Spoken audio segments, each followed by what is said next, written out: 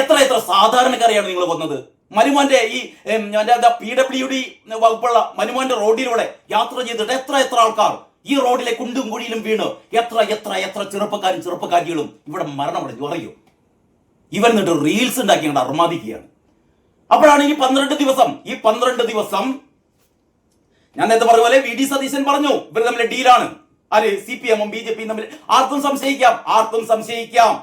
കാരണം ഇങ്ങനൊരു ഡീൽ ഇല്ലായിരുന്നുവെങ്കിൽ നിങ്ങൾ ആലോചിച്ച് നോക്കുക, കേരളത്തിലെ ഇത്രയും BJP ഇതര മുഖ്യമന്ത്രിമാരിൽ നിങ്ങൾ ആലോചിച്ച് നോക്കൂ. BJP ഇതര മുഖ്യമന്ത്രിമാർ ഒരുപാട് ഇന്ത്യ മഹാരാജ്യത്തുണ്ടായിരുന്നല്ലോ.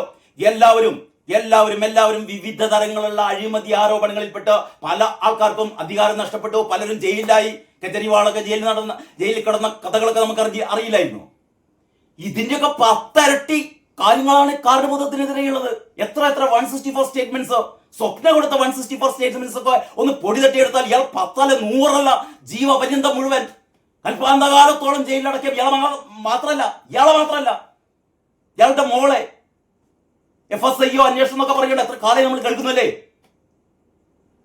മാസപ്പടി, അത് കഴിഞ്ഞിട്ട് ഇന്ററിം സെറ്റിൽമെന്റ് ബോർഡിന്റെ രേഖകൾ, അത് കഴിഞ്ഞിട്ട് FSIO അന്വേഷണം. ഒന്നുമില്ല ഒക്കെ ഇങ്ങനെ എന്താ പറയാ ചവിട്ടി വെച്ചിരിക്കുകയാണ്. ലാവ്ലിൻ കേസ് ഇന്ത്യയുടെ ചരിത്രത്തിൽ ഉണ്ടായിട്ടില്ല. 50 60 പ്രാവശ്യം മാറ്റിവെച്ച കേസ്. ഇവിടെ ഡീൽ സ്വാഭാവികമായും ആൾക്കാർ സംശയിക്കില്ലേ? മാത്രമല്ല ഇതെല്ലാവർക്കും അറിയാവുന്ന കാര്യമില്ലേ? കേരളത്തിൽ BJP-യെ സംബന്ധിച്ചിടത്തോളം അവരുടെ ഏറ്റവും പ്രധാനപ്പെട്ട ആവശ്യം എന്താണ്? എന്തായാലും BJPക്ക് തനിച്ച് 70-ൽ കൂടുതൽ 70+ സീറ്റുകൾ എന്തായാലും BJPക്ക് കിട്ടില്ല. BJPക്ക് എന്തായാലും ഇവിടെ എന്റെ ഒരു നിഗമനം അനുസരിച്ച് ഒരു 5 മുതൽ 10 വരെ സീറ്റുകൾ 5 മുതൽ 10 വരെ സീറ്റുകൾ BJPക്ക് കിട്ടുമെന്നുള്ളത് ഏതാണ്ട് ഞാൻ മാത്രമല്ല വ്യത്യസ്തങ്ങളായ രാഷ്ട്രീയ ആഭിമുഖ്യമുള്ള പലരും കണക്ക് കൂട്ടുന്നതാണത്. എന്തായാലും 5 സീറ്റ് ഉറപ്പാണ്. ഒരു 10 സീറ്റ് വരെയൊക്കെ പോകാം. അതല്ലാതെ 70+ ഒന്നും BJP കിട്ടില്ലെന്ന് അറിയാലോ. അപ്പൊ BJPയുടെ ലക്ഷ്യം എന്താണ്? അതായത് അവർക്ക് ഇവിടുന്ന് കോൺഗ്രസ് എന്ന് പറയുന്ന മഹാപ്രസ്ഥാനത്തെ ഇവിടുന്ന് അപ്രത്യക്ഷമാക്കണം. അതിന് സ്വാഭാവികമായും അവരും CPM തമ്മിലൊരു ഡീൽ ഉണ്ടാവും. സ്വാഭാവികമായും VD സതീശന്റെ ആരോപണം ഇതിന്റെ യാഥാർത്ഥ്യങ്ങളുമായി നിരക്കുന്നതാണ്. അപ്പോഴാണ് കോൺഗ്രസും BJPയും തമ്മിൽ ഡീല് എന്ന് പറഞ്ഞാൽ ഒരു ആരോപണം ഉന്നയിച്ചു കഴിഞ്ഞാൽ അതിനെ കൗണ്ടർ ചെയ്യാൻ വേണ്ടിയിട്ട് അതേ ആരോപണം വീണ്ടും. അപ്പോഴൊക്കെ ഇവർക്ക് പറയാൻ വികസനം പറയാനില്ലാത്തത് കൊണ്ട് ഒരു പദ്ധതി പോലും ഉമ്മൻചാണ്ടിയാണ് ഇവിടെ ഇന്ന് നമ്മൾ കാണുന്ന ഈ മഹാപദ്ധതികളൊക്കെ കൊണ്ടുവന്ന ഉമ്മൻചാണ്ടിയാണ്. വിഴിഞ്ഞം പദ്ധതി അല്ലേ? കേരളത്തിന്റെ സാമ്പത്തിക സ്ഥിതി മുഴുവൻ മാറാൻ വേണ്ടി പോവുകയാണ് വിഴിഞ്ഞം. ആ വിഴിഞ്ഞത്തെ തകർക്കാൻ വേണ്ടി നോക്കിയവരല്ലടോ ഈ അധമന്മാരായ മാർക്സിസ്റ്റുകാരെ, CPM-കാരെ. കടൽ കൊള്ള അല്ലേ? എത്രയുടെ 6000 60,000 എത്രയോ കോടിയുടെ കടൽ കൊള്ള പറഞ്ഞവരല്ലോ നിങ്ങൾ. ഗെയിൽ പദ്ധതി, ഭൂമിക്കടിയിലെ വാതക ബോംബ് പറഞ്ഞവരല്ലോ നിങ്ങൾ. വിമാനത്താവളങ്ങൾ, എന്റെ നെഞ്ചത്ത് ഓടിയ വിമാനം, എന്റെ നെഞ്ചത്ത് കൂടി മാത്രമേ വിമാനം ഇറക്കാൻ സമ്മതിക്കുള്ളൂ എന്ന് പറഞ്ഞ CPM-ന്റെ നേതാക്കന്മാരൊക്കെ ഇപ്പൊ വിമാനത്താവള അതോറിറ്റിയിലെ വലിയ കൊണസ്ട്രാൾമാരാണ്. ഈ സംസ്ഥാനത്തെ മെഡിക്കൽ കോളേജുകൾ ഒക്കെ കൊണ്ടുവന്ന ഉമ്മൻചാണ്ടിയല്ലേ? ഇവരെന്താ കൊണ്ടുവന്നു ഇവര്? കുറെ തട്ടുകടകൾ തുടങ്ങി. അതാണ് P രാജീവ് എപ്പോഴും പറയാ 4 ലക്ഷം സംരംഭങ്ങൾ 4 ലക്ഷം സംരംഭങ്ങൾ തുടങ്ങി. 4 ലക്ഷം സംരംഭങ്ങൾ, 8 ലക്ഷം പേർക്ക് ജോലി. 4 ലക്ഷം സംരംഭങ്ങൾ തുടങ്ങിയപ്പോ 8 ലക്ഷം എന്ന് പറഞ്ഞാൽ ഓരോ സംരംഭത്തിന് 2 ആൾക്കാർ. അതായത് ഓംലെറ്റ് അടിക്കാനും ബുൾസൈ ഉണ്ടാക്കാനുണ്ട് ആൾക്കാർ. അതൊരു സംരംഭമാണ്. സ്കൂളിന് മുന്നിൽ പെട്ടിക്കച്ചവടം, നാരങ്ങ മിഠായി കച്ചവടം, അതൊരു സംരംഭമാണ്. ഇവിടെ 100 കണക്കിന് ആൾക്കാർക്ക് ജോലി കൊടുക്കുന്ന വമ്പൻ വ്യവസായശാലകൾ നമ്മുടെ അയൽ സംസ്ഥാനങ്ങളിലൊക്കെ തുടങ്ങുകയാണ്. നമ്മുടെ കിറ്റക്സ് മുതലാളി ഇവിടുന്ന് ഓടിപ്പിച്ചില്ലേ അല്ലേ? നിങ്ങളിങ്ങനെ ഇവിടെ വ്യവസായം തുടങ്ങുന്ന ആരൊക്കെ സന്നദ്ധമാകുമോ അവരെ ഓടിക്കുകയാണ്. എന്നിട്ട് പറയുന്നു ഞങ്ങൾ വലിയ കണക്കുകൾ, 4 ലക്ഷം തൊഴിലവസരം. ഈ പ്രോപ്പഗണ്ട കഴിഞ്ഞ ദിവസം ഏഷ്യാനെറ്റ് ചർച്ചയിലുണ്ടായിരുന്നു. ഇവരുടെ പ്രോപ്പഗണ്ട പറയുന്ന മുഴുവൻ കള്ളത്തരം. ഞങ്ങൾ എന്തോ 5 വർഷം കൊണ്ട് എത്ര 3.5 ലക്ഷം 4 ലക്ഷം ആൾക്കാർക്ക് തൊഴിൽ കൊടുത്തു. അപ്പോഴാണ് ഏഷ്യാനെറ്റിലെ ചർച്ചയിൽ വിനുവാണ് പറയുന്നത് തോന്നുന്നു. അതായത് സ്വാഭാവികമായും ഓരോ വർഷവും ഒരു നിശ്ചിത ശതമാനം ആൾക്കാരെ പിരിഞ്ഞു പോകാറുണ്ട്. ഈ പിരിഞ്ഞു പോകുന്ന ആൾക്കാർക്കൊക്കെ ബദല് പുതിയ ആൾക്കാരെ അവിടെ നിയമിക്കാറുണ്ട്. അത്രയേ ഉള്ളൂ. ഒരു സിംഗിൾ തൊഴിൽ വരെ ഇവരുണ്ടാക്കിയിട്ടില്ലാന്നേ. സ്വാഭാവികമായും ഒരു എന്താ പറയാ ആ പെൻഷൻ പറ്റുമ്പോൾ കുറെ ആൾക്കാർ ഒഴിഞ്ഞു പോകും. അപ്പൊ പുതിയ ആൾക്കാരെ സ്വാഭാവികമായും നിയമിക്കുക. അത്രയേ ഉള്ളൂ. അതല്ലാതെ ഇവർ പ്രത്യേകിച്ച് വലിയൊരു തൊഴിലവസരം കൊണ്ടുവരിക, വലിയൊരു വ്യവസായ ശാല തുടങ്ങുക, അല്ലെങ്കിൽ പൊതുമേഖലാ സ്ഥാപനങ്ങളൊക്കെ ഒന്ന് എന്താ പറയാ നവീകരിക്കുക, അല്ലെങ്കിൽ ലാഭത്തിലേക്ക് എവിടെ? ബേപ്പൂരിൽ ഇതാ സ്റ്റീൽ കോംപ്ലക്സ് അടഞ്ഞു കിടക്കുന്നു, ബാംബു ഫാക്ടറി അടഞ്ഞു കിടക്കുന്നു, നൂറുകണക്കിന് ഇവിടെ തീപ്പെട്ടി കമ്പനികൾ ഉണ്ടായിരുന്നു, എല്ലാം അടഞ്ഞു കിടക്കുന്നു. 10-12 ഓട്ട് കമ്പനികൾ ഉണ്ടായിരുന്നു, എല്ലാം അടഞ്ഞു കിടക്കുന്നു. ഞാൻ മരുവന്റെ മണ്ഡലത്തിൽ മാത്രം കാര്യമായിട്ട് പറഞ്ഞത്. ഇവരാണല്ലോ പറയുന്നത് ഇവൻ വലിയ വികസന നായകനാണെന്ന്. ഇതാ രാവിലെ മുതൽ വൈകുന്നേരം വരെ 5-6 ജീപ്പുകളിൽ ഈ മണ്ഡലം മുഴുവൻ ഇങ്ങനെ ഉച്ചഭാഷണികളിലൂടെ പ്രഘോഷിക്കുകയാണ്. ബേപ്പൂരിൽ മുഴുവൻ എന്തോവൻ വികസനം, ഒരു വണ്ണാക്കട്ടിയില്ല. എന്ത് വണ്ണാക്കട്ട? ഇവിടെ മുഴുവനും വ്യവസായശാലകൾ മുഴുവൻ അടച്ചുപൂട്ടി അതിന്റെ ശവപ്പറമ്പാണ് ബേപ്പൂർ എന്ന് പറയുന്നത്. ആകെ ഒരു ഓട്ട് കമ്പനി മാത്രമാണ്. എന്നിട്ട് ഞാൻ പറയുന്നു ഇവിടെ എന്തോ ഒരു വ്യവസായം. അത് വിശ്വസിക്കാൻ കുറെ ആൾക്കാർ, ഇയാള് എന്തോ ഇവിടെ അപ്പോഴാണ് PV അൻവർ രംഗത്തെത്തിയത്. PV അൻവർ ഓരോ മുക്കും മൂലയും നടന്നു ചെന്ന് കാണിച്ചു കൊടുക്കുകയാണ്.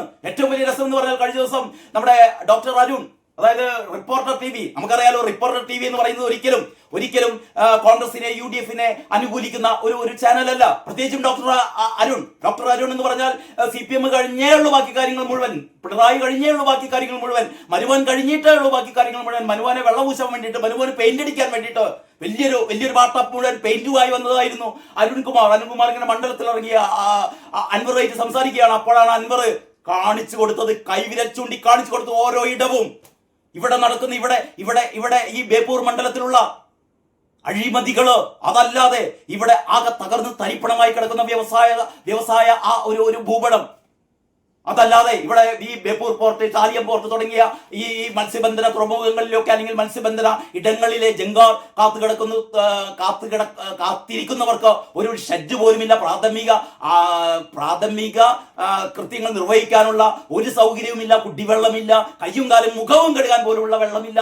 ആ രീതിയിലുള്ള മലിനമായി കിടക്കുന്ന അന്തരീക്ഷമുള്ള ഈ കാര്യങ്ങളൊക്കെ അടുപ്പോൾ അരുണാകെ കണ്ണു തള്ളി, ഓഹോ ഇങ്ങനെയുണ്ടല്ലേ.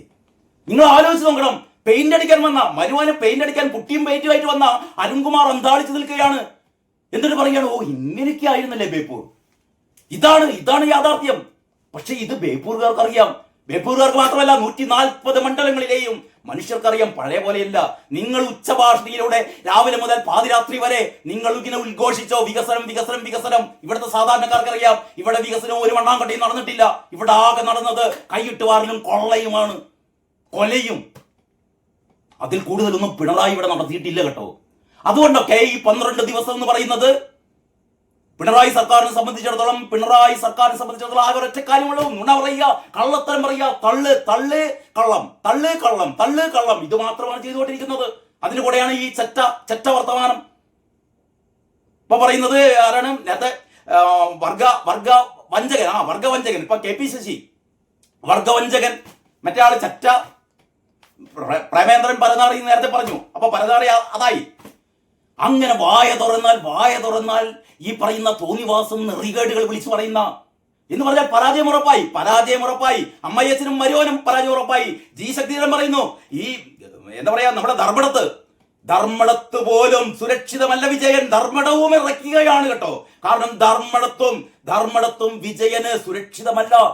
തൂങ്ങിക്കിടക്കുകയാണ്. ഡെമോക്രസിന്റെ വാൾ പോലെ തൂങ്ങിക്കിടക്കുകയാണ്. പേടിച്ചു വിറക്കുകയാണ്. മുള്ളുകയാണ് വിജയനും മരുമാനും.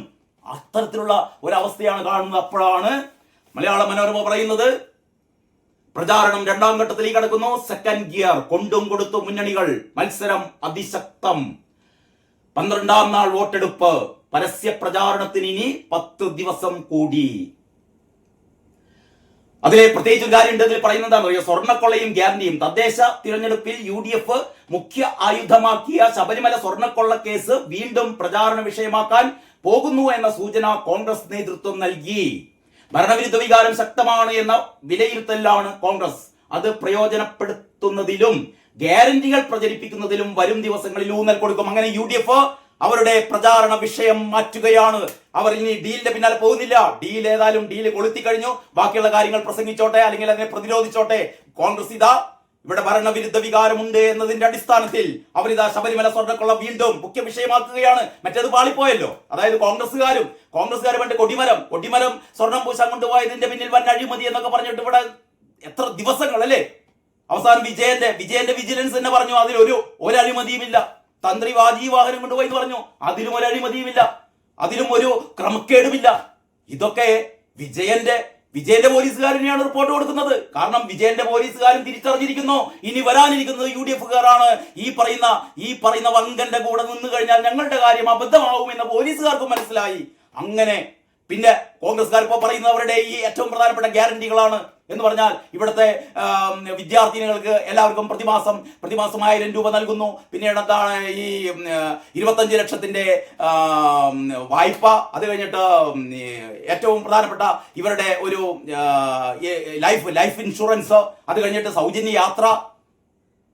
ഇങ്ങനെ വിവിധങ്ങളായ ആകർഷകമായ ഒരു സാധാരണ കുടുംബത്തെ സംബന്ധിച്ചിടത്തോളം അവരുടെ സാമ്പത്തിക നില ഭദ്രമാക്കുന്ന, ഇവരുടെ ആരോഗ്യരക്ഷ ഭദ്രമാക്കുന്ന ഈ ക്ഷേമ പെൻഷൻ 3000 രൂപയാക്കുക എന്ന് പറഞ്ഞിട്ട് അത് 2500 രൂപയാക്കുക എന്ന് പറഞ്ഞ് അധികാരത്തിലെത്തിയ വിജയനാണ്.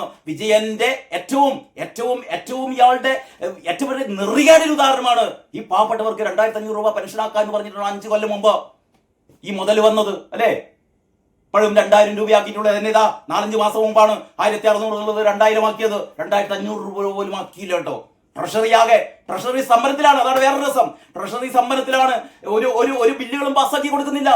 ഈ തദ്ദേശ സ്വയംഭരണ സ്ഥാപനങ്ങളിലേക്കുള്ള ഫണ്ടുകളൊക്കെ വെട്ടി ആകെ സാമ്പത്തികമായി എല്ലാ പൈസയും ഇയാളുടെ പ്രചാരണത്തിന് വേണ്ടിയിട്ട് ഇത്രയും പ്രചാരണത്തിന് വേണ്ടി നമ്മുടെയൊക്കെ പൈസ PRD-യുടെ ചെലവില് നേരത്തെ തന്നെ ഏതാണ്ട് 200-260 കോടി രൂപയോളം ഈ മനുഷ്യൻ ഇയാളുടെ മുഖം വെച്ചുകൊണ്ട് നാട് നീളെ ഫ്ലെക്സ് അടിച്ചുകൊണ്ട് എന്തോ ഒരു മാറ്റം വരുന്നു. എന്ത് മാറ്റം? വീണ്ടും കൊള്ളയടിക്കാൻ വേണ്ടി കേരളത്തെ വിട്ടുകൊടുക്കാൻ ഇവിടുത്തെ സാധാരണ ജനങ്ങൾ തയ്യാറാവുമോ? നിങ്ങൾ കരുതുന്നുണ്ടോ? ഇത്രയൊക്കെയാണ് ഈ 12 ദിവസം മുമ്പ് കേരളത്തിന്റെ സ്ഥിതിഗതികൾ. ഓരോ ദിവസവും ഇത്തരത്തിലുള്ള പൾസ് അറിയാൻ വേണ്ടിയിട്ടോ നമുക്ക് കാത്തിരിക്കാം. ഏതായാലും ഈ വീഡിയോ ഞാനിവിടെ അവസാനിപ്പിക്കുകയാണ്. ബാക്കി വിശേഷങ്ങൾ നമുക്ക് അടുത്ത വീഡിയോയിൽ ചർച്ച ചെയ്യാം. എല്ലാവർക്കും നന്ദി, നമസ്കാരം.